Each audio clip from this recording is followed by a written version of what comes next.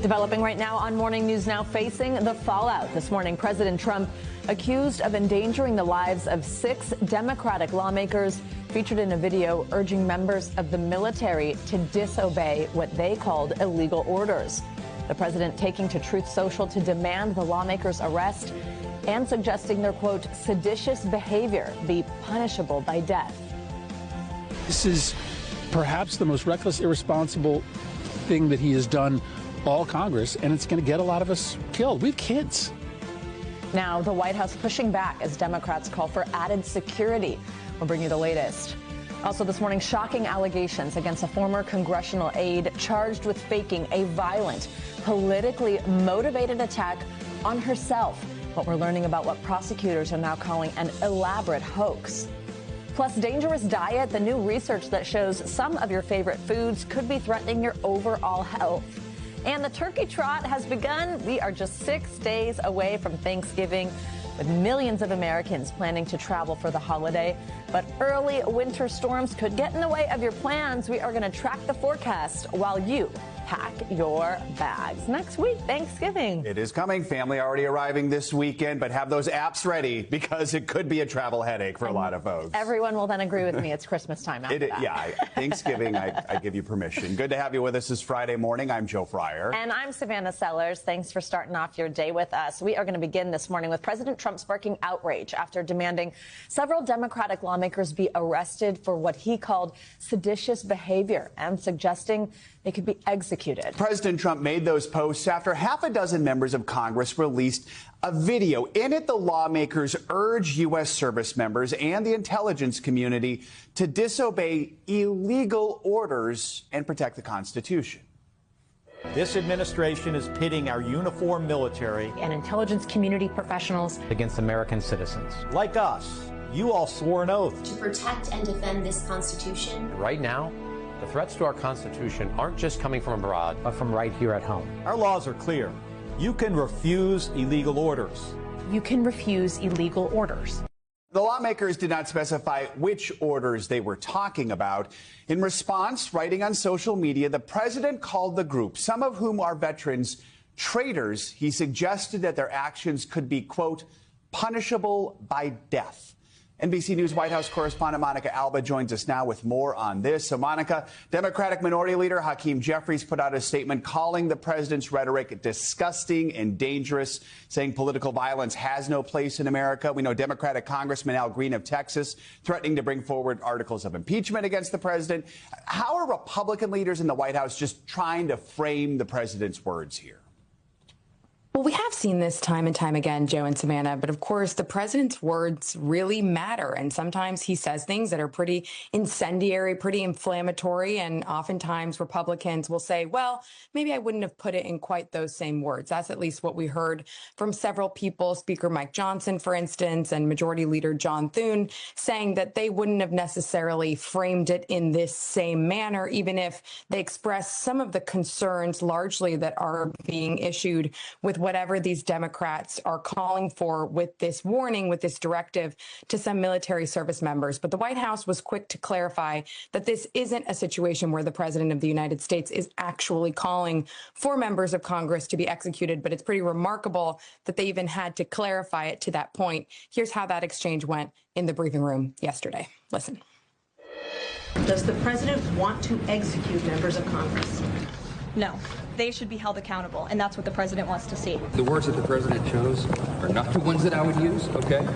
Obviously, I don't think that this is these are crimes punishable by death or any of that. Now, what's important here is that remember that military members swear an oath to the Constitution and not to the president. And what Democrats are trying to be really specific about is this idea of, quote, illegal orders. But the White House was saying that essentially this is some members of Congress telling military members to disobey any order. And Democrats are trying to be really clear about the specificity here of what they are saying in this video. Yeah, Monica, let's talk more about that because we don't know like super specifically what orders the Democrats in the videos were referring to, but what do we think compelled this? I think there could be a couple of different things. Certainly, we know that there have been deployments of the National Guard, of other military resources to cities across the United States when it comes to immigration enforcement. So is it possible this could be related to that? Is it possible it could also be related to these continued strikes that we're seeing on boats in the Caribbean and in the Eastern Pacific for what the Trump administration labels these narco terrorists, but which certainly lawmakers have raised a ton of questions about the legality of ordering those strikes depending on who is on them and what they are actually carrying, given, again, renewed questions about the evidence for which the administration is using to base these continued strikes on. So those could be some possibilities, but the White House says that they are looking at this now from the Department of Justice angle to see whether just the Democrats bringing this message forward could result in any consequences for them. So that could be where this goes next too, guys. Monica, while we have you, we want to ask you about a legal setback for the Trump administration and its crackdown on crime in Washington, D.C., which started a few months ago. Yesterday, a federal judge ruled the deployment of National Guard troops in the Capitol actually violates federal law. The judge essentially wrote, the president doesn't have the power to deploy the Guard for non-military crime deterrence missions without a request from city officials.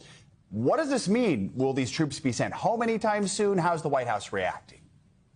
Not yet, because we know that this judge basically stayed their own order for a matter of time to allow for the administration to appeal. And the White House hasn't said if that's exactly what they're going to do, but they did respond in a statement basically dismissing this, saying that this is a lawsuit that tries to undermine the president's own authority over the District of Columbia and making these kinds of decisions. But we know that there's another case that is related to the Supreme Court that will look at the consideration of National Guard in Illinois, and perhaps they will wait for that decision before this goes forward. But for now, we know these National Guard troops are supposed to be in D.C. until February. Again, they will be here at least through the next couple of days and weeks until this winds its way through the courts. All right. Savannah. Monica Alba, thank you so much. Well, a former Republican congressional staffer is facing up to a decade in prison this morning after federal prosecutors say she faked a violent and politically motivated attack on herself. Some of the images showing the links she allegedly went to as part of the hoax are disturbing. NBC News correspondent Erin McLaughlin has the details. These images show a then Republican congressional staffer lying face down in a New Jersey nature reserve, her hands zip-tied behind her back, her body lacerated with Trump and a profane word written across her stomach. Federal prosecutors allege 26-year-old Natalie Green did this to herself, part of an elaborate hoax meant to look like a politically motivated attack. According to the criminal complaint, at around 10:30 p.m. on July 23rd, an unnamed co-conspirator called 911. Telling dispatch that she and Green had been walking the trail when three guys just attacked us, talking politics and stuff, calling Green a racist. Police say they found Green crying loudly and yelling, "He has a gun, he has a gun." Investigators later found duct tape and black zip ties inside Green's Maserati. They also allege Green paid an artist $500 to cut her body just hours before the hoax attack. The court documents noting the cuts made to Green's skin at her request follow the exact same pattern as the lacerations observed when she was lying on the ground. Green is now charged with conspiracy to convey false information and hoaxes and with making false statements. In a statement, her lawyer writing, under the law, she is presumed innocent. The congressman she used to work for, Jeff Van Drew, said he hopes she's getting the care she needs. I don't know any more than you all do, and we never would interfere with an investigation or a criminal process. Erin McLaughlin, NBC News. Federal investigators released dramatic new photographs of that deadly UPS cargo plane crash in Louisville earlier this month. 14 people were killed. The picture suggests the left engine came off before it caught fire. NBC News senior correspondent Tom Costello has the latest on the investigation. The NTSB photos show the left engine and the pylon holding it to the UPS plane's wing coming off the plane as it began to take off. Then a massive fire as the engine exploded up and over the fuselage, dooming the 3 pilots on board and killing 11 people on the ground. Mothers, fathers, sons and daughters, husbands and wives.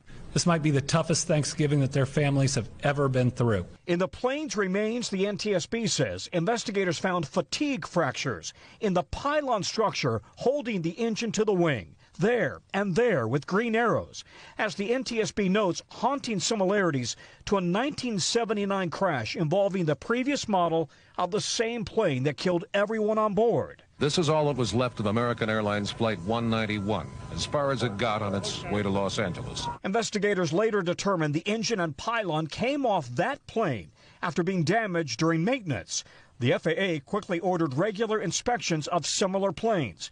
The UPS plane that crashed in Louisville, built in 1994, went through routine maintenance in October, but wasn't yet due for a heavy, detailed pylon inspection. The similarity of the engine and pylon coming off the wing is too obvious just to ignore. But the details of how that happened, well, that's something the NTSB is going to be challenged with. The MD-11 has been grounded. Both FedEx and UPS, though, rely on it for cross-country cargo runs. That is impacting their operations going into the holidays. Both have had to use smaller planes, lean on partner airlines, and ground transport options to help carry their packages. That is delaying some shipping already, but they both hope to be operating normally as they get closer into Christmas. Back to you. All right, Tom, thank you. Well, AAA estimates a record 82 million Americans are expected to travel more than 50 miles during Thanksgiving week. Well, now with the nation's airports ramping back up to full capacity after that government shutdown, travelers now have another concern on the mind. That's severe weather. Storms are sweeping across the country. That includes a powerful system in Texas, dumping heavy rounds of rain. The bad weather threatening to create chaos for folks who are getting ready for the busiest travel week of the year. For more, let's bring in NBC News correspondent Maggie Vespa. She's at Chicago's O'Hare Airport. She joins us with the latest. Maggie, good morning. I mean, how's it going so far this morning? Really just the early jump on Thanksgiving, right? But what you see in there? Any delays? Is it crowded?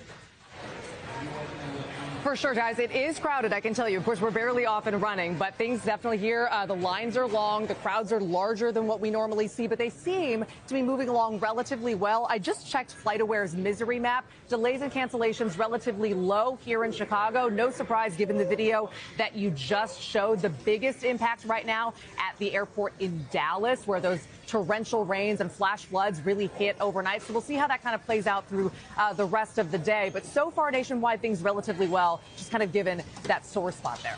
I remember when people used to leave for Thanksgiving on Wednesday.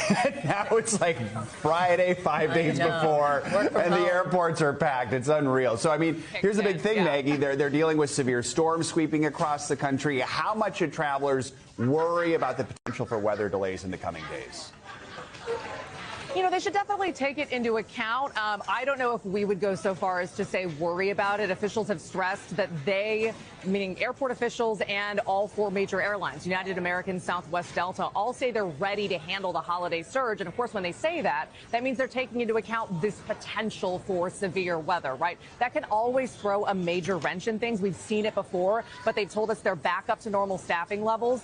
Given everything that's happened over the last few weeks, they said it wouldn't be a bad idea if people wanted to get to the airports even earlier than they normally do, like 3 hours early instead of 2.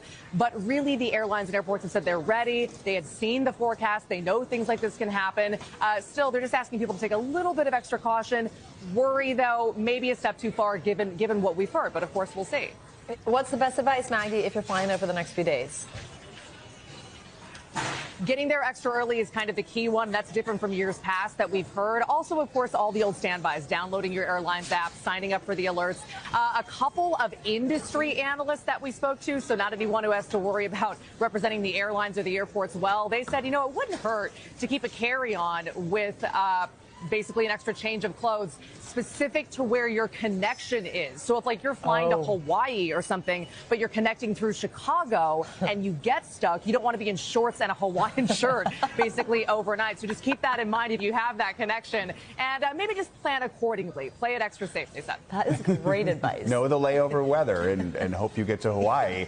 While we have you, while you're at an airport, we do want to ask you about a holdover from the shutdown. The Trump administration issuing bonuses to air traffic controllers who maintained perfect attendance during that 40-day shutdown.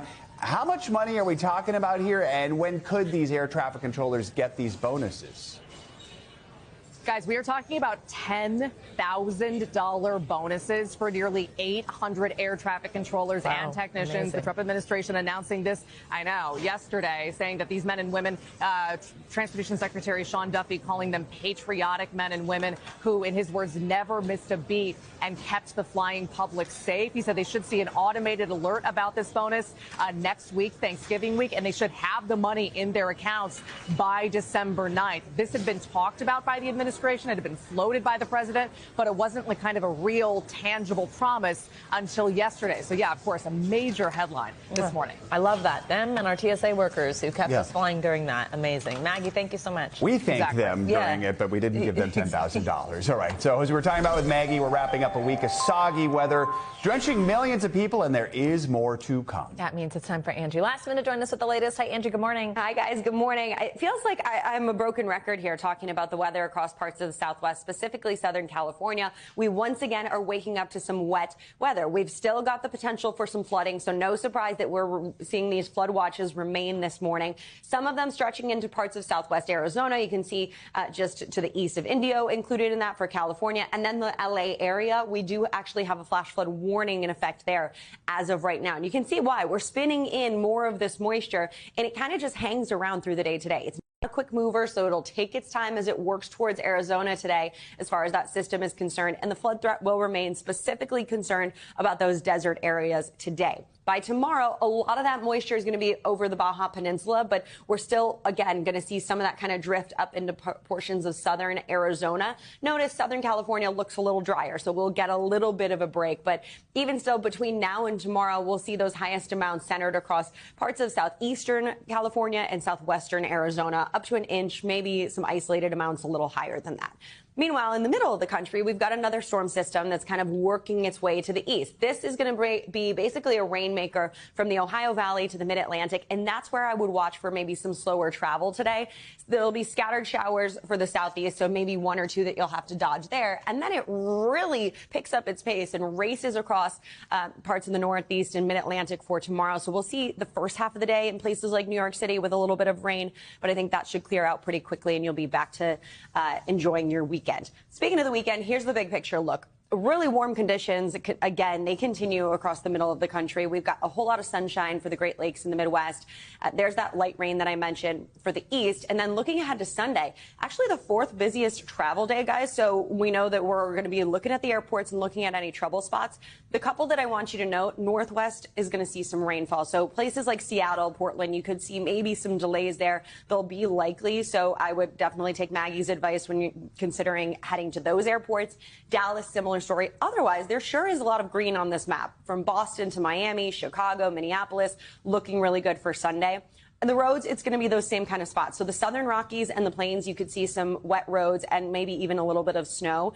And then similar story along I-5 across parts of the Pacific Northwest. You'll see some of those likely delays on the roadways. It'll take you a little longer to get where you're going. And we kind of keep that going as we look ahead into Wednesday. I know I've skipped a couple days, but again, another busy travel day. Wednesday, you can see a lot of rain across the east.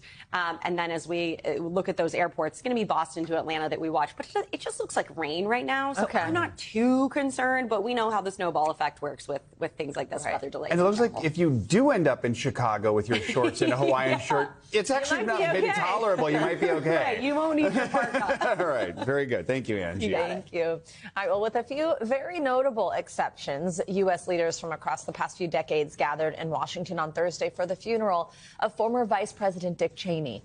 While he was a powerful and polarizing figure when in office, friends and family from both sides of the political aisle gathered to honor his legacy. NBC News Chief Washington correspondent Andrea Mitchell has a look at how he was remembered.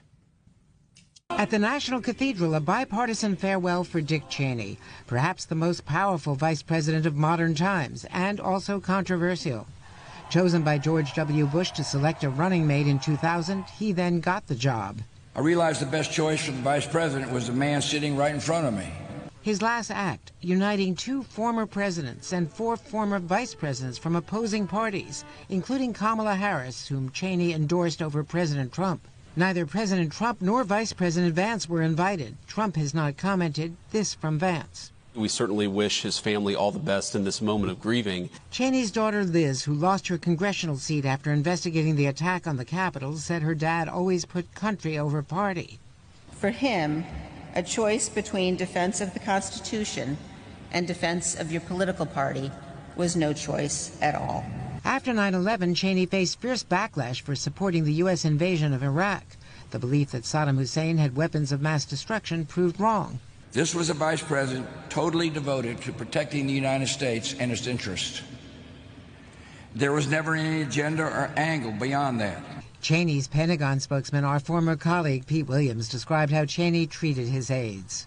When the boss that you serve cleans up after your mistakes, you can bet that inspires loyalty.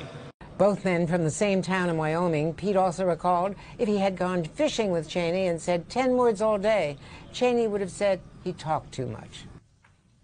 Oh, Andrea, thank you so much. Great tribute from our colleague Pete Williams. All right, much more to come here on Morning News Now. Later this hour, the bidding war has begun for Warner Brothers Discovery. 3 major rivals now officially in the running to try and buy the entertainment giant. We're going to bring you the latest. Up first, though, new developments in a case that's sort of become the center of America's deportation battle. We'll be right back.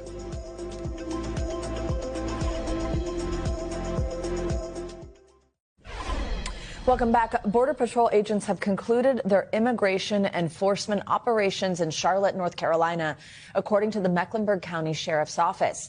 The Department of Homeland Security says agents arrested more than 250 people in dramatic and chaotic scenes that sparked fear and forced many businesses to close. A senior DHS official has told NBC News that agents are planning to head to New Orleans next, with operations expected to start after Thanksgiving. In other immigration news, a federal judge in Maryland could be on the verge of releasing Kilmar Abrego Garcia from ICE custody. Abrego had been living in Maryland with his wife and children when he was deported to El Salvador. Despite a court order barring that, he was eventually brought back to the U.S. He's become really a symbol of the Trump administration's immigration crackdown.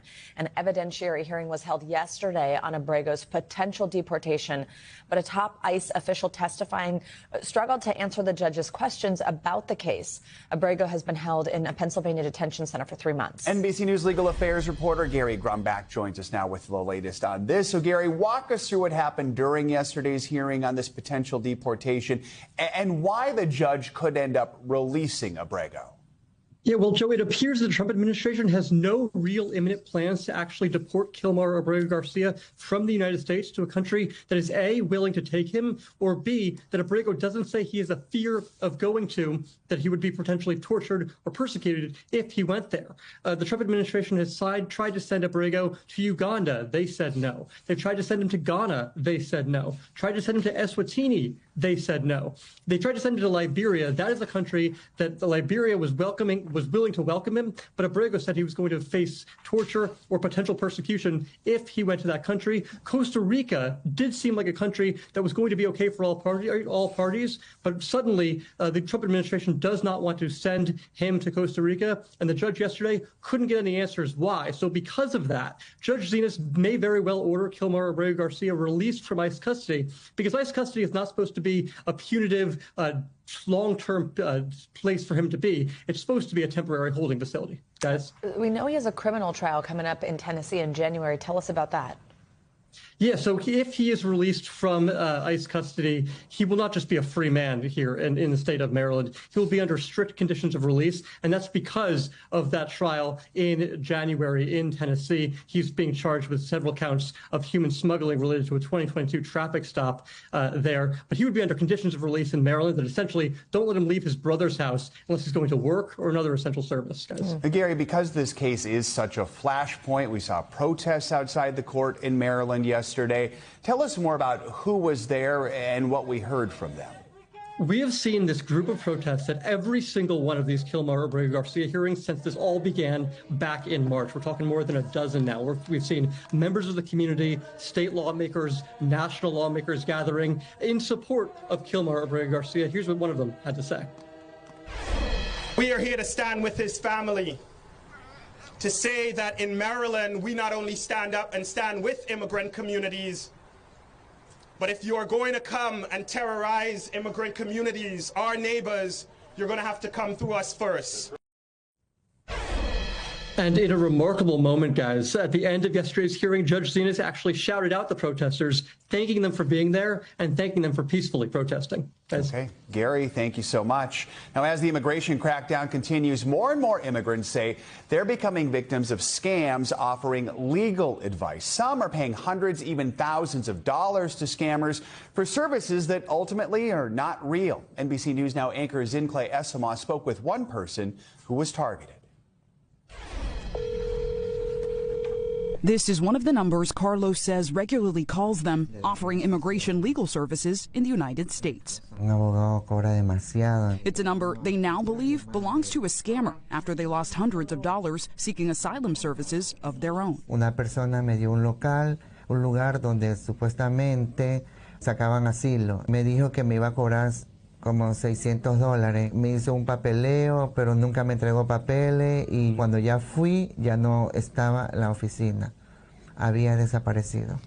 The 43-year-old, who uses they-them pronouns, came to the United States in September 2023 during the Biden administration using the CBP One app. Carlos, who asked us not to use their last name or show their face, says they had to flee their home in Ecuador out of fear for their life due to discrimination based on their sexuality. Tenía mucho miedo. Carlos is still in the process of seeking asylum in the U.S. after a failed attempt paying what they now believe was a fake lawyer. How much money did you end up paying this person?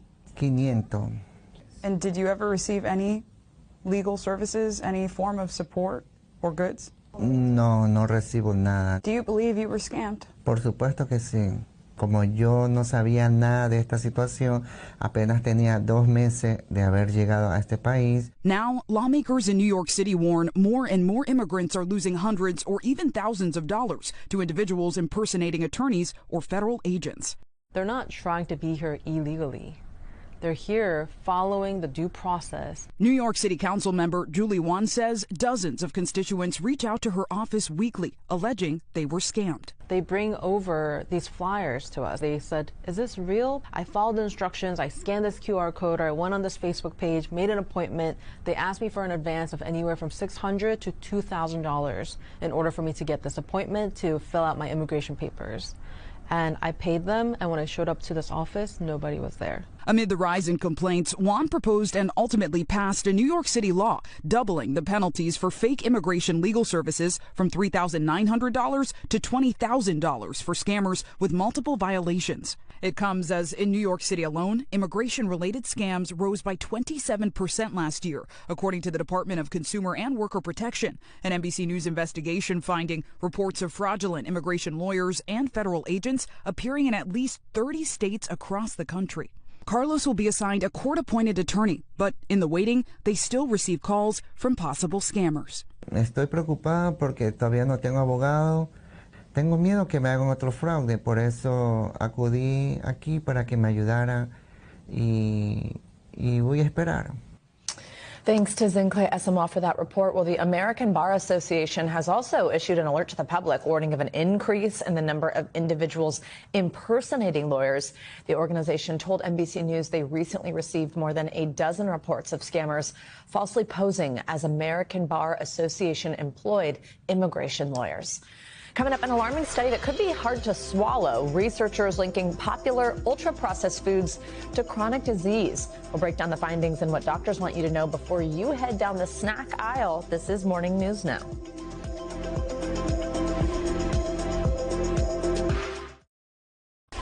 We're back with a stark warning published in one of the world's leading scientific journals that says ultra-processed foods now pose a massive threat to global health and well-being.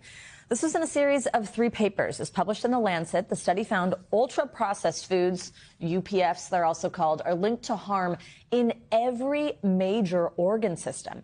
The evidence was reviewed by 43 of the world's leading experts. The studies conclude that food companies are putting profit over well-being, which is leading to a concerning rise in diet trends that can have a serious impact on our overall health.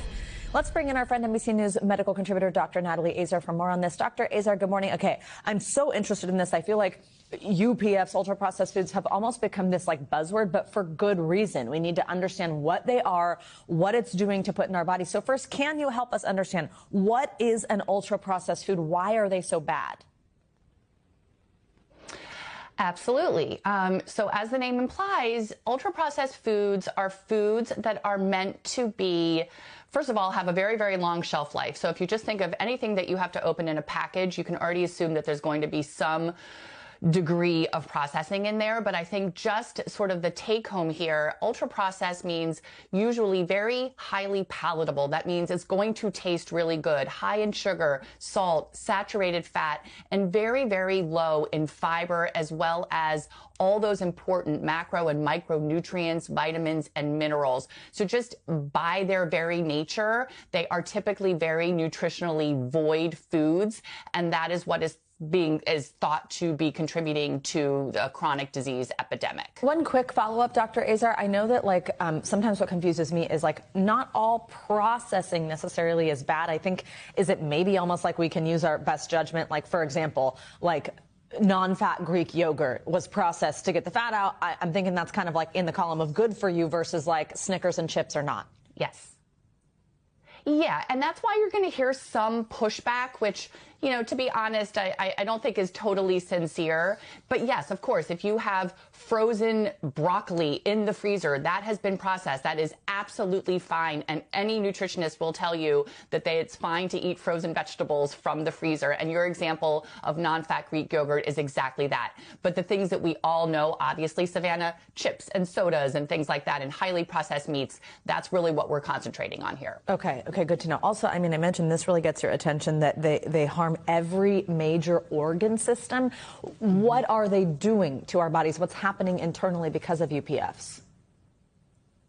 So think about it, what I just said about how the nutritional content of ultra-processed foods generally, again, the ones that we're talking about that are particularly high in saturated fat and salt and sugar, they just don't have any nutritional value. And over time, all of those different chemicals and compounds and things like that can lead to chronic inflammation, which ultimately can lead to chronic disease. We talk a lot about, well, what diseases are associated with ultra-processed foods. We're talking about all the metabolic diseases like heart disease and type 2 diabetes, certain cancers, for example, colorectal cancer, being associated with highly processed meats that, especially meats, that has been designated as a carcinogen for years by the World Health Organization. And so that's really the concern here, is that you're ingesting all of these foods that have no nutritional value that down the line can increase the risk for these chronic diseases, Savannah. One of the things that came out of these papers, doctor, and it makes sense, right, is that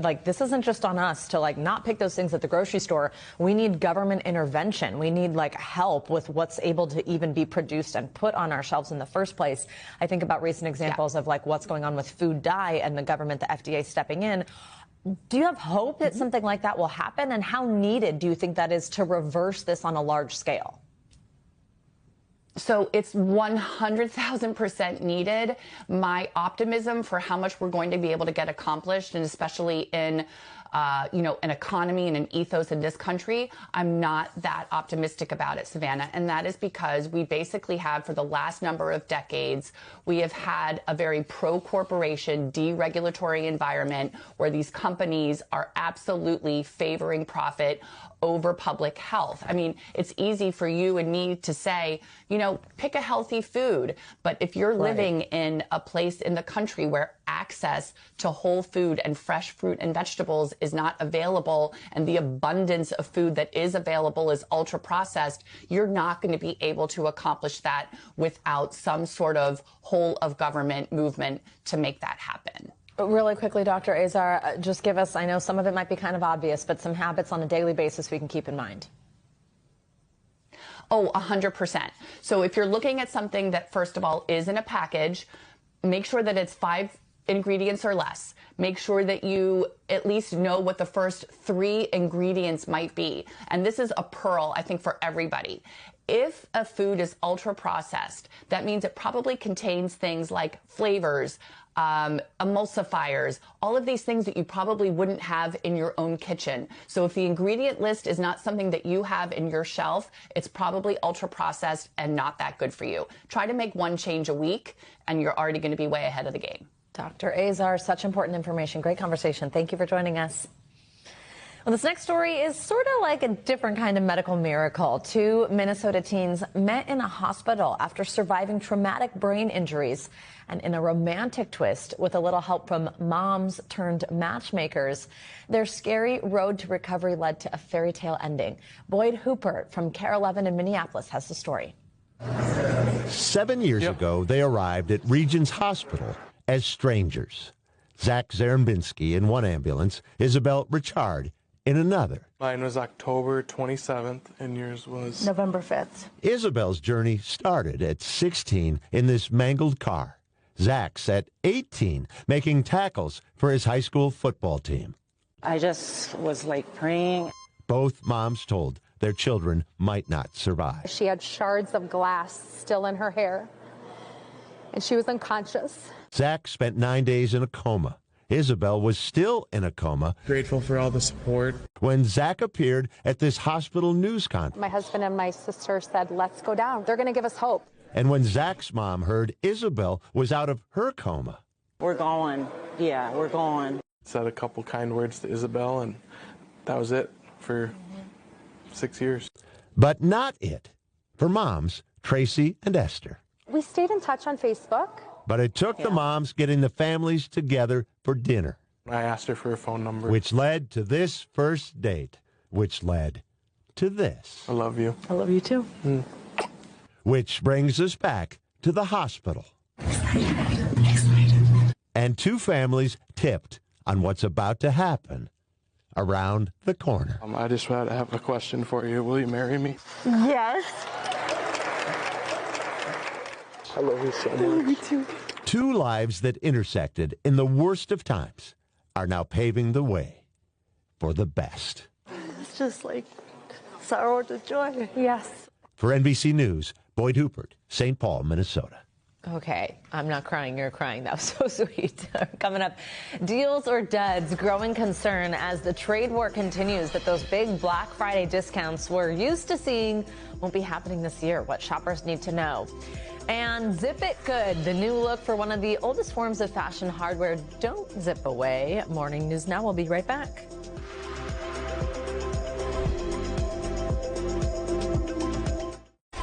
We are back with a growing concern for many Americans as the holiday shopping season kicks off.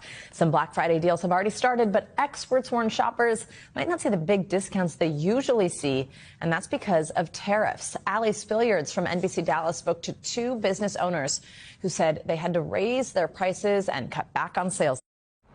If you're starting to plan your holiday shopping, you should know that consumer experts say Black Friday is going to look a little different this year. Come on, we're going to go find out why.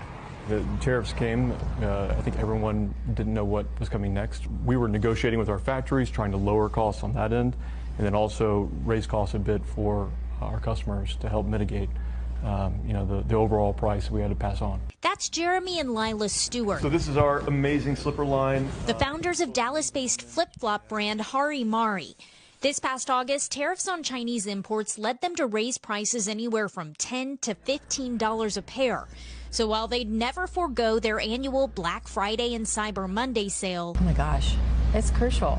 This year, they're rethinking it. These are our gift with purchases. Skipping discounts for top sellers and doing what they can to offset a discount that doesn't dip as low as it once did. Given this has been a different year for sure, we've started a new promotion. It's actually running right now, and it's something that we normally don't do and we haven't done before in terms of what we're offering, which is a gift with purchase. So hopefully for any of those consumers that might be a little upset about the price increase, we're adding a little bit of an extra value. According to some recent headlines, Hari Mari is not alone.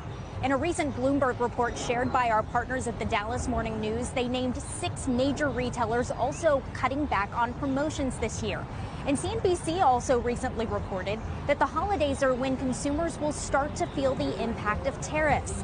They say that's because many stocked up ahead of duties, absorbing some of that early impact. While the upcoming season is still uncertain, Hari Mari not only survived the pandemic, but grew. I feel like if a business, a brand, personal families can weather a storm like that, then now it's, the conversation is not as big. The Stewarts have faith. They'll weather this one too. We've come such a long way Our thanks to Ali Spilliards from NBC Dallas for that report there. Well, for more, we now want to talk with the CEO. We have Monty Sharma. He's the CEO of Therabody. You've probably heard of it. It's a popular wellness technology brand. You might have your Theragun, Theraface, all these different types of things that we love. Thank you so much for being here. Good morning. Thanks for having me. I'd love to just ask you right off the back of that how tariffs have impacted you and your company, what it's done as you calculate what you can kind of handle in terms of Black Friday sales, deals, if that's had an impact for you. Yeah, tariffs definitely had an impact for Therabody through the course of 2025. It's been a challenging year for us, but we have figured out a way to move our supply chains out of China into other countries, diversify them, reduce our operating expenses. We did have to take a slight price increase for the first time since we've ever operated our business, and with that, we have been able to think about how to approach the consumer during the Black Friday, Cyber Monday time period, which is very important for us because Therabody products are often gifted during this time period. Absolutely. You'll see our products underneath many Christmas trees across the country. But one thing that helped us a lot, Savannah, was the recent reduction of tariffs that the administration just settled with China. We are taking that 10% reduction and immediately passing that on to consumers because we know consumers are in a difficult place right now. And so you will see us be on sale a little bit more because those tariff reductions are being passed right back on. What are you noticing about the consumer right now? And of course, when it's a gifting time, like you said, this is a great gift, but something that otherwise might be a stretch for people to be buying when their wallets and budgets are tight. What have you seen? We are actually seeing good pockets of strength with our new products that we have launched. We are seeing them be right on plan. Black Friday, Cyber Monday started for many companies yesterday, and our results were pretty right where we expected them to be. We certainly think that at the entry price point level, where moms are coming in with our products, et cetera, we have to be more competitive there. We are offering greater discounts there. But we are generally seeing a good resilience with our consumers, with our products. Okay, that's good news for you. What do you think in terms of wellness? I think, of course, we talk a lot about gifting and what you think we're going to see as we head into the season. Certainly 1 week out from Black Friday, people are thinking about the gifts that they're going to buy. The wellness industry has obviously exploded, not even just recently. It's obviously been a long time coming, but it's now a $2 trillion market. And we actually have data that shows that Americans spend more than $6,000 a year per person in this space. What do you think we see this year when it comes to gift giving in the wellness space? So wellness has over time become really mainstream, and consumers are not willing to give up their wellness routines despite the challenges we are having. So I think that's really good news because people are getting healthier and staying healthier no matter what the economic challenges are, which is really good because if you don't stay healthy, you add more complexities. So we are seeing strength there. We think that the data completely points to consumers not compromising in wellness. So therefore, I think it's making a big difference for Therabody because all our products that are launching or we operate in the wellness technology area. And I think people are also taking to our products, Savannah, because they are getting away from things like medication, pain medication. This is a much better way to go than to get dependent on pain meds. I've seen a lot of newness from the company, just even online on social media, the way that you're marketing your products. You have these deals with, as you sort of move into these different spaces, Josh Allen, when you talk about sort of sports recovery and how people use a Theragun, Kendall Jenner, and some of the beauty products that you're moving into. What can consumers or fans of Therabody expect in terms of what they're going to see in spaces like that and also your new products? So Therabody, as you know, first started with our percussive signature Theragun. Our technology has now evolved into, that was just essentially mostly for athletes, but we've taken that technology and made it available for everybody because we believe recovery is not just for the athlete, it's also for mom, it's for granddads, parents. So we think that will continue. We think that wellness, facial beauty is part of wellness, so we are taking our technologies and applying them to the wellness, to the face as well. And our recent launch of Face Glow Mask, it's really being accepted extremely well because it has, the product has 504 lights. It has the largest clinical study we've ever done on a device like this. And you see clear results within 12 weeks around your eyes, your lips, your foreheads, things. Sign me up, man. Monty Sharma, thank you very much. We appreciate you coming by, having a broad conversation about the shopping season about to get underway. Thank you so much. Thank you for having me. Great to see you. Thank you. We've got more money news now. The bids are in for Warner Brothers Discovery. We've got NBC's Emily Lorsch joining us now with more on the high-stakes bidding war and our Money Minute this morning. Hey, Em, good morning. Hey, Savannah, we start this Friday morning with a major shakeup that could be coming to Hollywood as bids roll in for Warner Brothers Discovery. Paramount, Netflix, and Comcast, which is NBC's parent company, all submitted offers yesterday for some or all of the company. That's according to multiple reports. Paramount is the only bidder seeking the company's entire portfolio, while Netflix and Comcast are targeting the studio and streaming side. The board is expected to review the bids and prepare for potentially another bidding round that could transform the entertainment landscape. And OpenAI and electronics giant Foxconn are joining forces to design and build hardware for AI data centers. At its U.S. facilities, Foxconn will work on cabling, networking, and power systems, and OpenAI will have early access to evaluate and potentially purchase them. This deal comes as Foxconn has been working to diversify its business. Finally, the cost of Thanksgiving dinner has dropped again for the third year in a row. A new survey from the American Farm Bureau Federation shows that a meal for 10 people will cost just more than $55 this year. That's a 5% decline from last year and the lowest it's been since 2021. The main reason for that drop, the average Thanksgiving turkey is 16% cheaper, according to the Farm Bureau.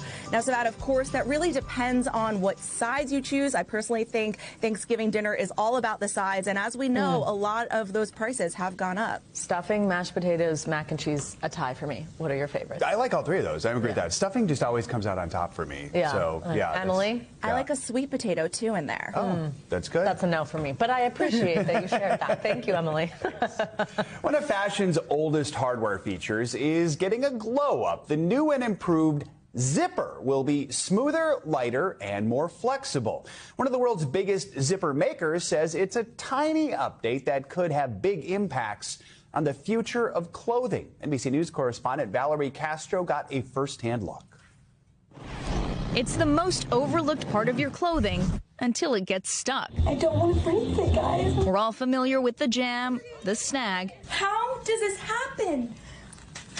It's not budging. And the panic pull. I don't think I can get it off. Now, the world's largest zipper company says it's time for a makeover. You've probably seen YKK's logo hiding on your clothing. The 90-year-old Japanese company makes more than 100 million zippers a year. The way zippers are designed has remained unchanged for about the last 100 years. This new design is a lot sleeker, but it has that same satisfying sound. This new innovation, we're stripping away the tape, so it only has the teeth. So it's quite revolutionary that now it doesn't have any tape. So it will be directly sewn on the fabric. Christine Chen, manager of the brand's New York marketing office, says the new tapeless zippers operate much more smoothly than classic zippers on the market. They will be sewing directly to the tape, so you can feel it's very flexible compared to the traditional one that has tape. She also says they're less bulky, lighter, and more sustainable. When this gets sewn in, is it just thread going around the individual teeth? Exactly. So you can see here directly there's a sewing thread to the fabric. It feels like it just makes everything lighter. But there is one catch. The new zipper needs specialized sewing machines to attach it, and right now that means a steeper price. Hopefully in the future, when the demand is bigger, we have more machineries, then hopefully the cost can come down. Still, popular outdoor clothing brand The North Face says the upgrade is worth it. No tape means it's lighter weight, and every bit counts when you're gearing up for adventures like climbing Mount Everest. Does this new zipper really make that much of a difference when it comes to how much the clothing weighs? It does. Really, this is sort of a game of marginal gains where a gram here, a gram there, or in this case, several grams, actually goes a long way to reducing overall pack weight. Kyle Parker with The North Face says the company is using the zipper to outfit its mountaineering gear. Even though this seems like a small tweak, is this a game changer? It's a game changer in a lot of ways. Having a zipper that can be applied differently and really think about how can we reduce weight without impacting performance. That is, kind of a new way of thinking about old technology. YKK hoping its small tweak will eventually have a big market pull. Valerie Castro, NBC News. The zipper is why I haven't climbed Mount Everest. Yeah. All right, coming up on Morning News now, a story that will warm your heart. There's a little tag on each of them, and it says, "I'm not lost. If you need a scarf, take me and keep warm." Oh, when we return, we're going to take you to a small Wisconsin town where one woman is giving back to her tight-knit community ahead of winter. We'll be right back. We end this hour with a story about the warmth of small-town charm. As many northern states brace for the bitter winter months, one woman in Wisconsin is making sure everyone in her community gets to bundle up. Kim Liedholm from our NBC affiliate in Eau Claire has the story. Everybody knows everybody. You want to help your neighbor. There's often a charm that comes with small towns. Chippewa Falls is a real tight-knit community. However, you know, we welcome everybody. We love everybody. And gestures to show that support can be big or small. It's people like this, somebody that isn't even on our radar that comes to us and are like, I want to do something like that. Terry approached me last year. This is her second year of doing this. How kind and how generous. And we were like, yes, of course. Terry Betts, who grew up in Chippewa Falls, crocheted 60 scarves and just a few days ago tied them downtown. There's a little tag on each of them, and it says, I'm not lost. If you need a scarf, take me and keep warm. So we just are handing them out so everybody in Chippewa can stay warm this winter. Scarves crocheted together with no strings attached. Chippewa's been pretty darn good to my family and me all these years, and a small community is just so great about taking care of one another. The season ahead is known for its chill. It's truly going to help somebody in the winter months, because winters here cannot be pleasant sometimes. I mean, those darn winds can really whip. So that's nice in that way. I like to be able to use a talent that I have and that I enjoy to give back to whoever it is. But through more than 400 hours of crocheting, Terry Betts worked to make sure those winds didn't hold such a bite, at least for some people. That's the kind of stuff that a small town is. Combating those darn winds there. Thanks to Kim. Is she the greatest Liedholm. woman you've ever seen in your life? Love that story. Yes. Thanks, Kim, for that story. That is going to do it for this hour of Morning News Now. Stay with us, though. The news continues right now.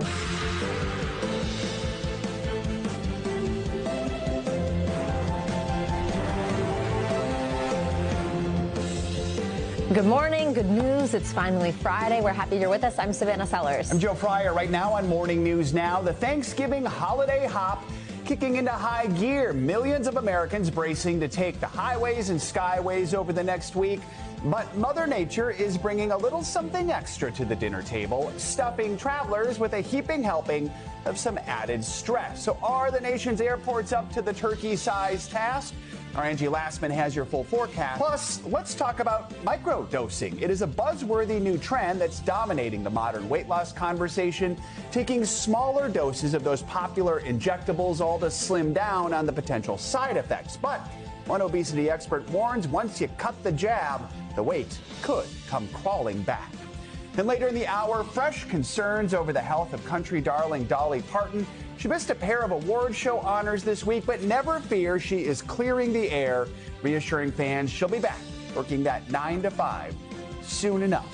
A couple award shows she was supposed to appear at this week. She wasn't able to make it in person, but put out some videos so we could hear from Dolly directly about how she's doing. Thank goodness. We'll bring you that in a little bit. Let's begin this hour with the big holiday getaway. A record 82 million Americans are expected to travel for Thanksgiving, but two major storms are threatening to cause major delays across the country. Yeah, in western Texas, a powerful dust storm swept through several towns, blinding drivers and bringing traffic to a halt. In central Texas, over 10 inches of rain fell in a short period of time, prompting emergency evacuations as parts of the San Saba River reached major flood stage, overspilling its banks. And in California, more storms are in the forecast, prompting flood warnings in the southern part of the state. It's already underwater. They're waterlogged from a week of heavy rain. NBC News correspondent Maggie Vespa is out at Chicago's O'Hare Airport. She's got the latest on what you can expect for your travel plans. Hey there from O'Hare. Busy as expected on this kind of kickoff day to the Thanksgiving travel rush. But so far, things appear to be moving along smoothly, both here and relatively so nationwide. We're seeing delays and cancellation numbers nationwide remaining relatively low. So that's good news. This with, of course, all eyes on America's airports for the next week or more as a historic number of Americans head out for the holiday. This morning, the record Thanksgiving rush is on, with 82 million Americans set to travel, many hungry for a holiday feast with loved ones. I'm going to go visit my brother in Tennessee. Yeah, I haven't seen my aunt in over 5 years. 31 million passengers set to fly this week. That surge already hitting a snag with severe storms and flash flooding overnight wreaking havoc in Texas. Rain forcing evacuations and cancellations stacking up. Made it. More rain farther west with millions under flood alerts, water rising in parts of California near Los Angeles. More storms are slated for next week with possible snow set to slam millions farther east. All of it on the heels of the government shutdown that led to widespread flight delays and cancellations, but some good news for travelers. This morning, United, American, Delta, and Southwest Airlines all tell NBC News they're confident they can handle the holiday rush. Same goes for airports nationwide. Officials asking the public to do their part. And our message is simple. Plan ahead and allow extra time.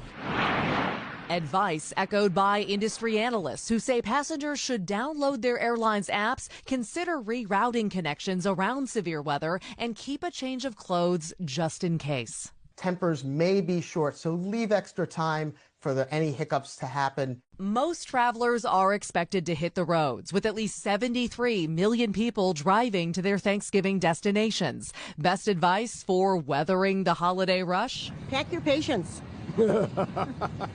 And just be nice.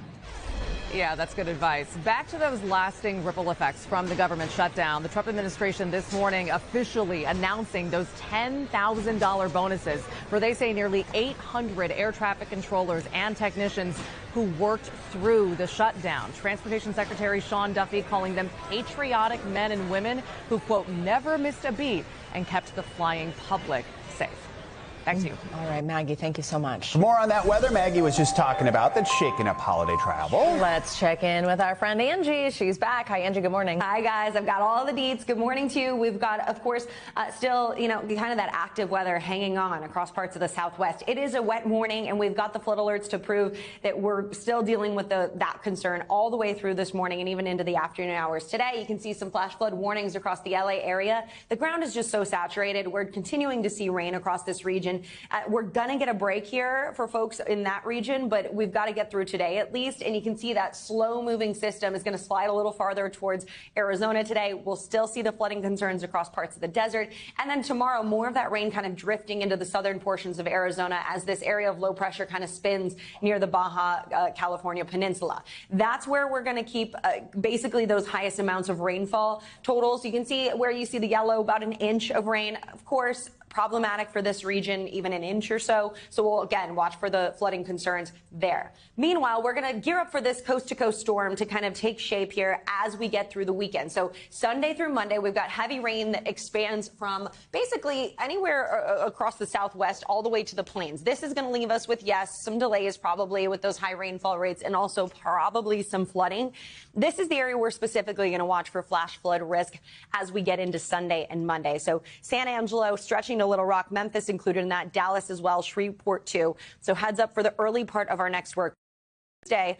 Light rain for a lot of folks across the eastern half of the country. I think we'll maybe see some road and air delays across the Midwest and maybe Southeast. But the good news is when I'm looking at this, it doesn't look to be, really active weather. It more so is just some light rain that likely could slow you down on the roads or maybe at the airports. As we get into Wednesday, really big travel day. We know that it's going to leave us with some rain across parts of the East Coast. We'll see a lot of that kind of sliding offshore.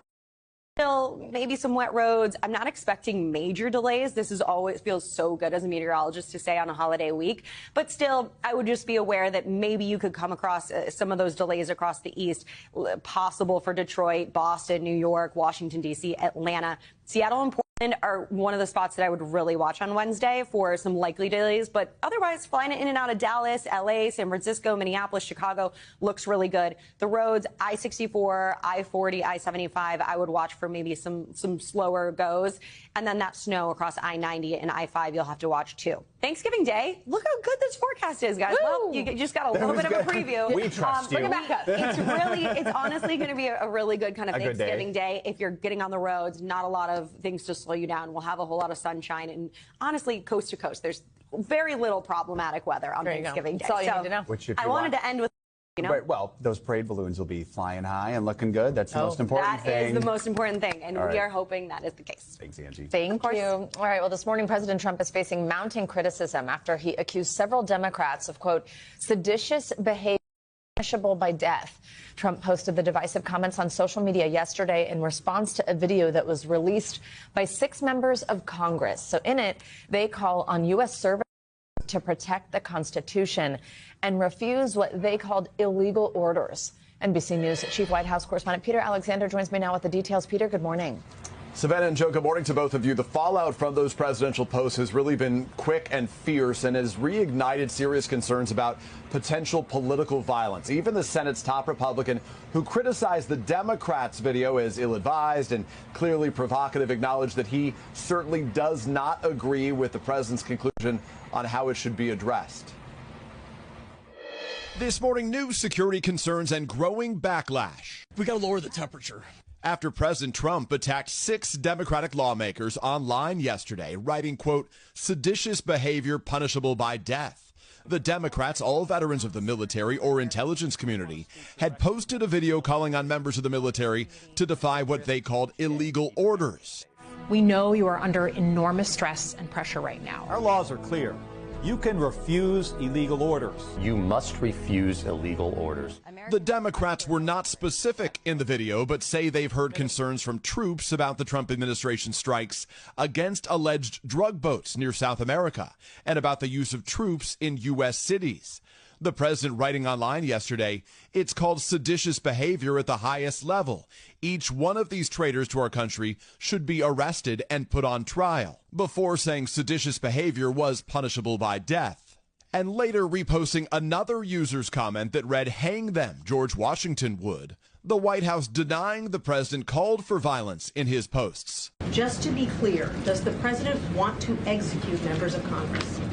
No. But Democrats say President Trump's words are dangerous. He's got supporters out there that they listen to what he says. Michigan Democrat Alyssa Slotkin, who appears in the video, tells NBC News she now has 24/7 security after receiving close to 1,000 threats following the president's posts. The threat level just went through the roof. The White House putting the blame on the Democrats. They are literally saying to 1.3 million active duty service members not to defy the chain of command. Some Republicans are calling for the rhetoric to come down. The words that the president chose are not the ones that I would use, okay? Obviously, I don't think that this is, these are crimes punishable by death or any of that, okay? They said what they did was, I think, unprecedented in American history, and it should be called out, and that's what the president is expressing. Later today, President Trump is scheduled to host another been fiercely critical of. That's New York City's newly elected mayor, Zohran Mamdani, who the president has repeatedly attacked as a communist. In fact, Mamdani is a self-described democratic socialist. President Trump has threatened to pull federal money from New York City. Mamdani says that he'll be ready for anything here and that he would like to work with the president on making life more affordable for his constituents. Joe and Savannah. All right, Peter, thank you. New polls out this week could signal trouble for President Trump and the Republican Party as they look ahead to next year's midterms. One of the new surveys, it's from Fox News, it shows a majority of voters believe the president's economic policies are doing more harm than good. NBC News senior national politics reporter John Allen joins us now to break down some of these numbers. John, good to have you with us. So this new poll from Fox shows some 76% of voters have a negative view of the national economy. And then when it comes to just people's personal finances, 60% are feeling pessimistic. Obviously, fixing the economy was one of the major policies President Trump ran on. It's one of the main reasons he was elected. So what does this tell you? It tells me that people aren't feeling the relief that President Trump promised. I mean, certainly there may be some who are, but in the aggregate, the American public is not feeling that relief. He said he was going to end inflation on day one. Obviously, we continue to have inflation. Of course, ending inflation, just to be clear, ending inflation or creating deflation is very dangerous for the economy, too. I think, generally speaking, political leaders would like to slow the rate of inflation. But the average person, when they go to the grocery store, when they go to a restaurant, when they go to the store to buy clothes for their kids, they are not feeling like their dollar goes as far as it used to. And that's what we're seeing in the polling, and it's dragging down President Trump's numbers in terms of his overall approval rating, not just the way people are perceiving the economy. Yeah, let's talk about that overall job number approval there. When he returned to office in January, 45% of Americans approved of his job performance. How have things now changed? We could see the big number on our screen right now. It's been, they have definitely gone down. That's the one trend that we see that is consistent. So we've got on the screen there a Reuters Ipsos poll that has him at 38%. We've got a Fox News poll that just came out that had him at 41%. NBC News recently had him about that level, 41%. So wherever it is in that range, what we've seen in the polls over time is that his number is coming down. He would like to be in a place where, like all presidents would, where the majority of Americans approve of his job performance. And we're a year out from the midterm elections, and his approval rating, the approval of his policies, will reflect on the candidates on the ballot, for his party. So Republicans are certainly hopeful that he is able to recover some traction. John, let's talk more about midterms. We've seen these redistricting efforts happening around the country. Both Democrats and Republicans look to try and redraw their congressional maps, hoping that'll give them an edge in next year's elections. That just aside, how are voters feeling as they look to the midterms next year? Worried. I mean, one of the things that I think that Fox News poll suggests, where 60% of the people feel like their own personal situation is not great on the economy, but 76% think the economy is really bad. That suggests to me that the perception of the economy, the way people feel about how things are going, is very bad, right? If you're able to say, oh, like I'm doing okay, but I think the economy overall is bad, that suggests to me a fear and expectation things might turn poorly. So, the president's got some work to do to convince the public that both already is in their interests and what he's going to do here is in their interests. And one of the limitations on that at this point is that he doesn't really have a legislative agenda. So, and we all know that the president has acted unilaterally more than past presidents in terms of executive orders, in terms of his efforts to take, executive control. And so, I think when you head into the midterms, people are going to judge how the economy is doing very much by what the president has done and whether they feel like it's gotten them where they need to be right now. They don't. Of course, the midterms are a year away. Yeah, and recent polls have also shown that voters do feel right now this is President Trump's economy and not the previous president's economy. All right, John Allen, good to have you with us. Thank you so much. For more on the economic front, consumers in the U.S. could start seeing some relief at the grocery store. President Trump removed his 40% tariff on Brazilian food imports that were imposed back in July. We've got a friend, NBC News senior business correspondent Christine Romans here with us to talk more about this. Christine, good morning. A little bit of good news. That's exciting. Yeah. So first, just tell us why the Trump administration is rolling these back. Well, it's so interesting. Remember, these were tariffs that were not to try to move production to the United States. These were tariffs that were a punishment on Brazil for the prosecution of its former president, who is an ally of Donald Trump. So the reason for these tariffs was different than a lot of these other tariffs. And some of these products we don't make in the U.S. And when you look at coffee, for example, when you put a 50% tariff, which is what it was last week, 50% tariff on coffee, that's going to mean higher coffee prices. So the White House going to rewind some of those tariffs that it put on. We've learned what all we get from Brazil because of these higher tariffs. What are some of the groceries that we've seen these prices go up and hope that they'll go down? So the last couple of weeks we've seen juice prices go up. So there's some fruits, but coffee, beef, these are some of the items that they're specifically rolling back these tariffs on. You saw the White House last week roll back tariffs on a whole bunch of agriculture products from a lot of other countries. This one is very Brazil focused. And if I can just show you, coffee prices are now $9 a pound, more than $9 a pound. That is a big number. A ground beef, $6 a pound. Steak, $12 a pound. The Omaha Steaks CEO last week said people could be looking at $10 a pound burger by sometime next year, the way things are going, the way market forces are at work here. You put tariffs on top of market forces that were already driving up prices, and that was a real problem. When do we see this relief? Any chances by the holidays? I think coffee might be the first thing. We'll have to really watch because some of these coffee producers, they were hoping that 50% tariffs were just not sustainable, right? They were hoping that these tariffs would fall. So they've got coffee in bonded warehouses before they have to pay the tariffs, just stored, ready to go. So I'm hoping that means the roasters will have beans to roast and we will have relief on coffee prices sometime soon. Folks will notice coffee prices. That is a guarantee. And they notice hamburger. Like the first time I saw hamburger at $6 a pound, I couldn't believe it. I couldn't believe it because that's just such a sticker shock. So that ties into what you guys were just talking about with John Allen about the polls. I mean, I think that's really feeding into those poll numbers. Absolutely. Christine, thank you. You're welcome. In Kentucky, the 14 people who died in that UPS cargo plane crash were remembered last night at a concert with the Louisville Orchestra. It comes after the National Transportation Safety Board released a preliminary report on the crash, which happened more than 2 weeks ago. Investigators also unveiled dramatic new photographs showing the moment the plane's left engine detached from the wing. NBC News senior correspondent Tom Costello has the latest. Yeah, Joe and Savannah, good morning. So a very poignant evening in Louisville as the city and the state remembered the people who lost their lives more than 2 weeks ago. And now, more evidence that this crash has very troubling similarities to an American Airlines crash 46 years ago involving the previous version of the same plane. In Louisville overnight, a solemn orchestral celebration for the 14 lives lost in this month's horrific cargo plane crash. Mothers and fathers, a grandfather, sons and daughters, husbands and wives. We are here to support and strengthen you and your families. Now, new photos from the NTSB of the UPS MD-11 cargo plane preparing to take off, showing the left engine and its pylon detaching from the wing before the engine catches fire and is blown up and over the fuselage, dooming the 3 pilots on board and killing 11 people on the ground. In its preliminary report, the NTSB says investigators found critical evidence in the wreckage.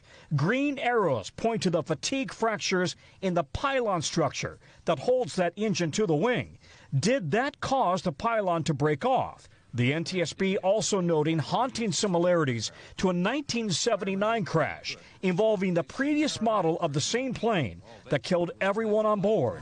This is all that was left of American Airlines Flight 191, as far as it got on its way to Los Angeles. Investigators later determined the engine and pylon came off that DC-10 after being damaged during maintenance. Now, 46 years later, a similar crash involving the next model of the same plane, the MD-11. The UPS plane that crashed in Louisville, built in 1994, went through routine maintenance in October, but wasn't yet due for a heavy, detailed pylon inspection. There are some parallels to what happened in 1979. There definitely are. Both airplanes failed. They failed for different reasons. This morning, the MD-11 remains grounded. It will likely take a few weeks until the cargo plane flies again after FAA ordered inspections. After that 1979 crash involving the DC-10, the FAA ordered regular inspections of the pylon to ensure it was secure. The MD-11 was the next generation of the DC-10, and the NTSB says the UPS MD-11 that crashed was scheduled for its next heavy maintenance and pylon inspections, but only after another 7,000 takeoffs and landings. Joe and Savannah? All right, thanks for that update, Tom. Well, there's much more to come on this Friday edition of Morning News Now, including the controversial new claim from the CDC that's once again putting vaccines in the headlines. First, after the break, dummy diversity, why the DOT is rolling out some brand new female crash test dummies, and the department's push to try and help keep women safe behind the wheel. Those stories and more next. Welcome back. The Transportation Department is rolling out a brand new test dummy, which it says is better suited to show what happens to female drivers and passengers when they're involved in a crash. NBC News senior national correspondent Stephanie Gosk is here with the details on that. Steph, good morning. Hi, guys. Good morning. Consider these statistics. Women are 73% more likely to be seriously injured in a head-on car crash than men, and 17% more likely to be killed. That may now change with the first female crash test dummy. This morning, a new promise to keep women safer on the road. We're releasing design specifications for this, the first ever advanced female crash test dummy. Crash test dummies revolutionized car safety, but never with the female body specifically in mind. Even with airbags, Vince, you still got to remember to buckle your safety belt. But now the National Highway Traffic Safety Administration has a new plan, more than 4 decades in the making. Meet Thor Fifth. Not a very ladylike name, but with more than 150 cutting-edge sensors, it is better equipped, NHTSA says, to measure possible damage in areas including the brain and abdomen, and specifically the legs, where female drivers are at an 80% higher risk for injury than men. NBC News' Julie Sirkin first reported the announcement. She spoke with the NHTSA. Are car companies required to use this new dummy, or what does that timeline look like? It's not a legal requirement, but we expect, just based on how the automakers generally react, they will buy this and they'll start using it. Federal crash data shows overall road fatalities declining in recent years. But despite that, NHTSA estimates more than 39,000 people lost their lives last year in collisions on the nation's roadways. Maria Weston-Kuhn has been working toward this moment ever since she and her mother were in a head-on car crash 6 years ago. The injuries that we suffered were not unique. In fact, they're among the most common for women to suffer in car crashes. She started a nonprofit dedicated to car safety for women, something she believed had been all but ignored. Women make up the majority of licensed drivers. Why are we testing any cars for safety if we're not testing them for the people who drive them the most? NHTSA says Thor 5th will now be a critical tool for improving safety. This gives automakers the tools to understand how crash forces will affect women and to design around those to better protect women. There are those, including the woman we spoke to for this story, who would like NHTSA to go a step further and require automakers to use this new crash test dummy. But even without that requirement, they acknowledge this is an important step. And if automakers start using it, they start collecting data that actually could translate into new requirements that are legalized, right? I feel like those stats would motivate car makers to want to use these dummies to make a difference. They're jaw-dropping. They really That's 73% statistic. You'd hope. Really. Car companies hear this, they're like, great, bring it in. Bring in Thor. I think they probably will. We'll work on that next. All right, Steph, Thanks. thank you so much. In Gaza, the death toll is rising from Israel's latest round of strikes, raising concerns about the ceasefire with Hamas. International correspondent Claudio Lavanga joins us now from Rome to take us around the world in 60 seconds. Hey, Claudio, good morning. Savannah, good morning. That's right. Authorities in Gaza say that at least 5 people were killed after an Israeli strike in Khan Yunis in the south of the enclave. The escalation came after Israel said its soldiers came under fire in that part of Gaza, an allegation denied by Hamas. Palestinian officials say another 17 people were killed overnight on Wednesday in Khan Yunis, and 16 others were killed by strikes on Gaza City, making this the deadliest wave of strikes by Israel since the ceasefire took effect in early October. Let's go to Brazil now, where officials say 13 people were treated for smoke inhalation after a fire spread through pavilions at the UN climate talks in the city of Belém. A local governor told Brazilian media the fire was caused by a generator failure or a short circuit in a booth, which quickly spread to neighboring pavilions. Fire officials ordered the evacuation of the entire site of the conference, which remained closed for about 7 hours.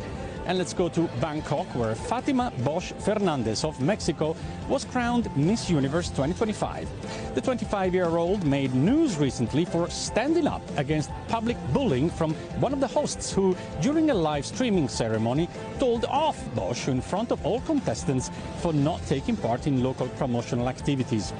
Bosch walked out of the room in protest, followed by several other contestants. Her reaction sparked a wave of solidarity, including from Mexico's president, Claudia Sheinbaum, who called it an example of how women should raise their voices. Guys?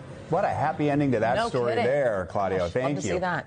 Coming up, it is a buzzing new trend in the weight loss world that is touting a familiar name. After the break, we're going to explain why a growing number of patients are actually microdosing popular injectable weight loss drugs. It's taken a smaller amount to shed the pounds, and the obesity expert who's now sounding the alarm over it all. That's next.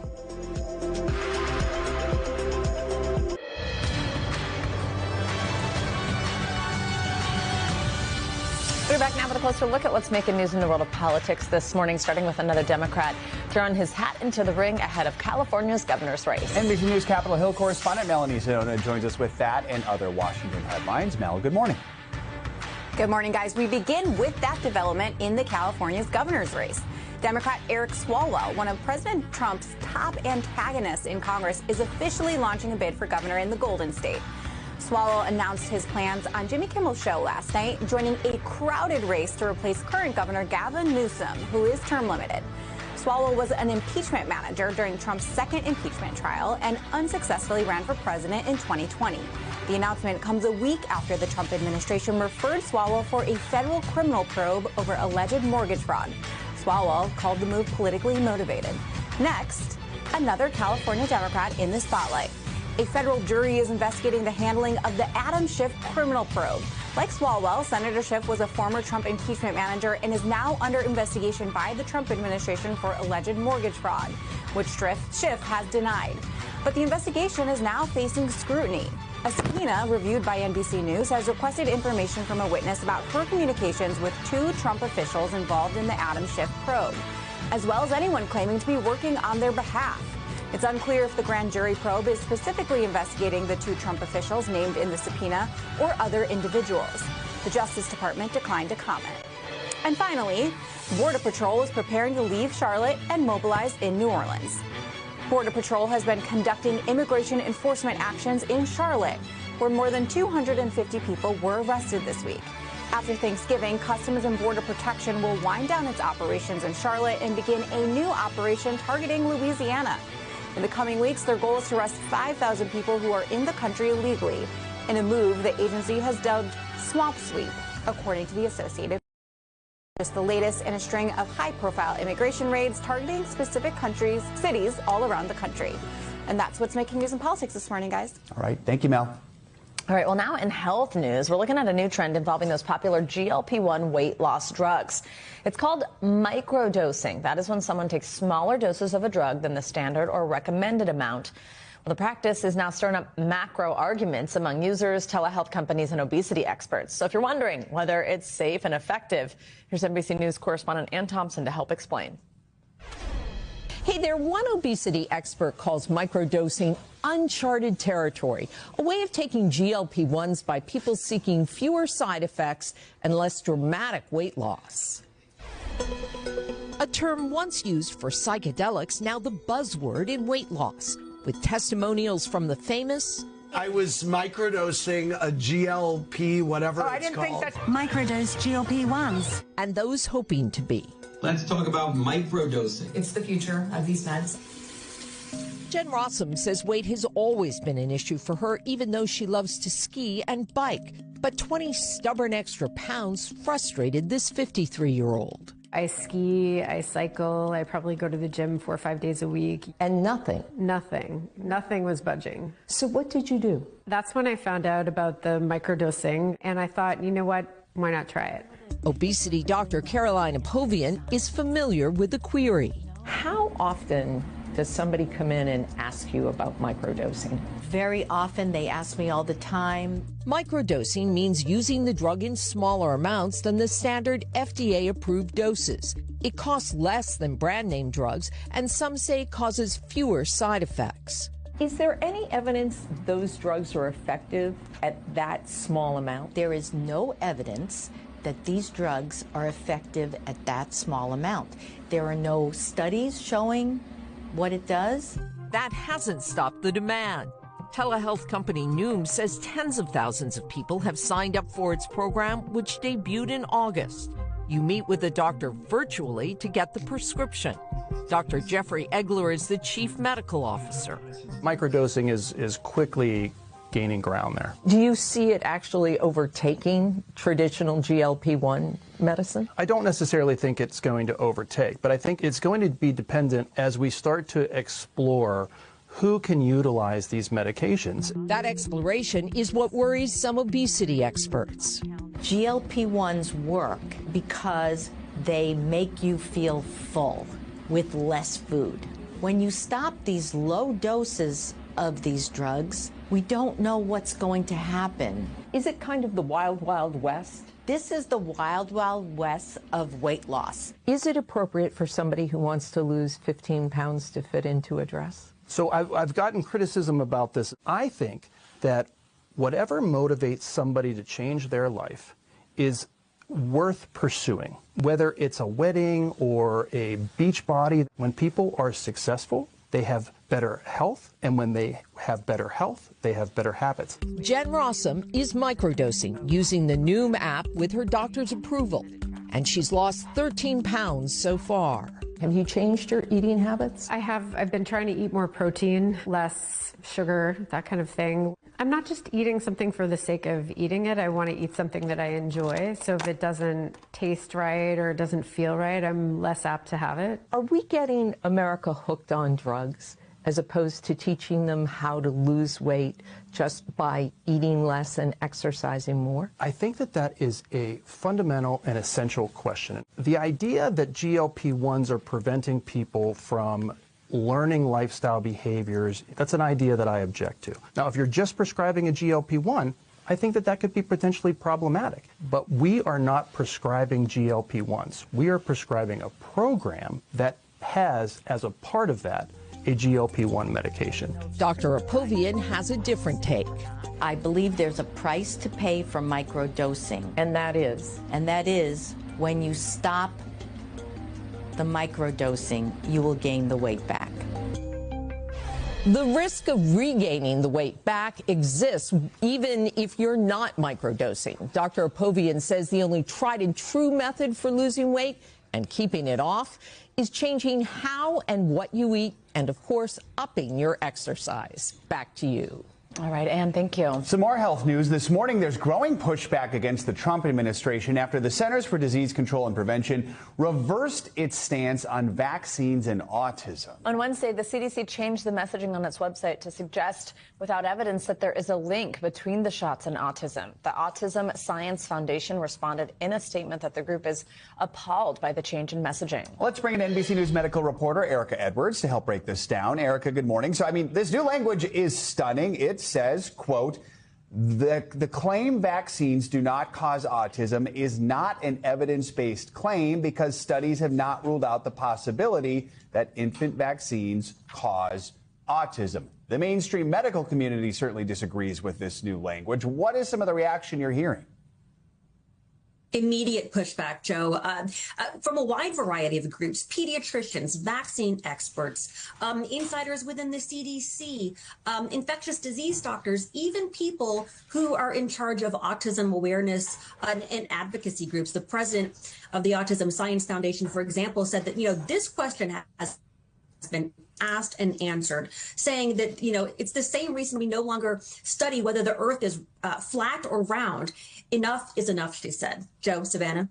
Erica, you mentioned in your article that some scientists and doctors have accused the CDC of misrepresenting data, even cherry-picking studies that raise doubt about this link here. What's the reality? What does the evidence show? The evidence shows no causal link between vaccines and autism. Now, it's true that some kids who have been vaccinated were later on diagnosed with autism, but it goes back to, scientists use this classic analogy. Just because ice cream eating and drownings both increase in the summer doesn't mean that one causes the other. Savannah? This reversal, just follows a trend of vaccine skepticism under the Health Secretary, Robert F. Kennedy Jr., who is a well-known vaccine skeptic and anti-vaccine activist. So looking forward, what are some of the concerns the medical community has around how this could impact just the way Americans see vaccines? Okay, well, first of all, let's be clear. The majority of parents still do vaccinate their children. However, we did an investigation earlier this year looking at single county and jurisdiction across the country, and we found that vaccination rates are indeed backsliding in a majority of those counties. And, the context here is that we're in the middle of seeing some vaccine preventable diseases rise. Measles, for example, also whooping cough. Joe, Savannah. All right. Erica, thank you so much. Appreciate it. Coming up, it is a growing generational split that is stacking up the reported success of many baby boomers with younger Americans. After the break, why experts say the wealth divide between the two groups, it's only getting wider, now leading some to question whether millennials and Gen Z will ever catch up. That's next on Morning News Now.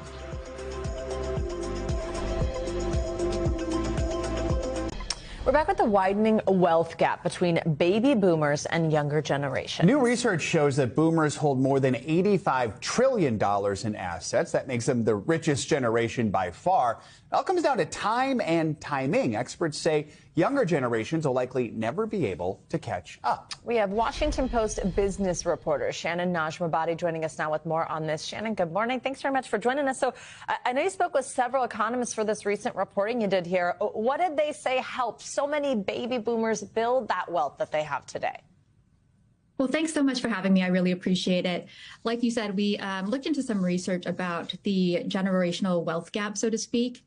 And when you mentioned time and timing, I think the important thing to consider here is that there are two big buckets of factors that might have influenced these older generations compared to their younger counterparts.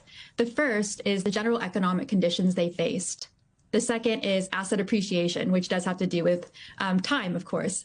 On the former, you have a lot of baby boomers entering the labor force during periods of relatively strong economic growth, higher real wages, again, relatively speaking, and being in their prime earning and savings years during longer bull markets, namely in the 80s and 90s. By contrast, if you look at younger generations, it's a bit of a different picture. Many went through the Great Recession earlier in their careers, some less favorable tax policies, and overall higher education, childcare, and educational costs. So more debt overall. In fact, if you look at the average 30-year-old boomer versus the average 30-year-old millennial, I think you'll see that the millennial carries about twice as much debt. Yeah. I was just going to say, because the thing that stands out to me when I think about this is the thing experts point to, which is just homes. Like, boomers' wealth comes from homes. Obviously, home prices, mortgage rates were significantly higher.